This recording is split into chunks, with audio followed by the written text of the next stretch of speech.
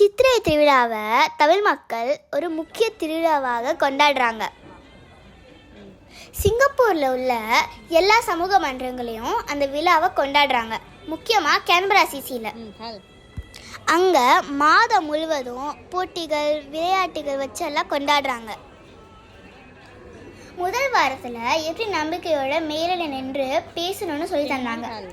அடுத்த வாரத்தில் ஒரு போட்டி வைத்தாங்க. அது வந்துட்டு ஒரு பட்டிமன்றம் போட்டி.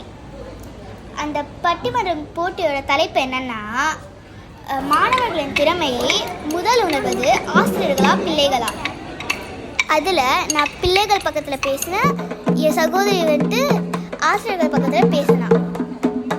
அப்புறம் இந்த வாரத்தில் நிறைய கலை நிகழ்ச்சிகளோட சிறப்பு பேச்சாளர்களுக்கு பரிசும் வழங்கப்பட்டிருந்துச்சு. அதில் நான் முதல் பரிசு, என் தங்கச்சிக்கு 2வது பரிசு. அதில் நடந்த நிகழ்ச்சிகளில் காவடி ஆட்டம், சிலம்பாட்டம், முயலாட்டம், கரகாட்டம் இதெல்லாம் நான் புத்தகத்தில் படிச்சிருக்கேன். ஆனால் இன்று நிஜமாகவே பார்த்து அனுபவிக்க முடிஞ்சிச்சு என்னால். பம்பரம், உடியடி மாதிரி போன்ற பாரம்பரிய விளையாட்டுகளும் இருந்துச்சுங்க. இந்த மாதிரி நிகழ்ச்சிகள்லாம் தொடர்ந்து நடந்து கொண்டே இருந்தால் தமிழர்களின் பாரம்பரியத்தை உயிரோடு வைத்துக்கொள்ள முடியும் என்ற ஒரு நம்பிக்கை வருதுங்க. குறிப்பாக சிங்கப்பூரில் வளர்ந்து வரும் அடுத்த தலைமுறைக்கு இது ஒரு பெரிய அடித்தளமாக இருக்குன்னு நினைக்கிறேங்க. வாழ்க தமிழ், வளர்க சிங்கை. நன்றி, வணக்கம்.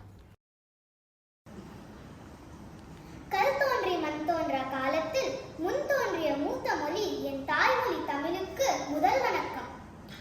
பட்டிமன்ற தலைப்பு அதை பார்த்த உடனேயும் எனக்கு பயம் வந்துருச்சு. ஏன்னா அதில்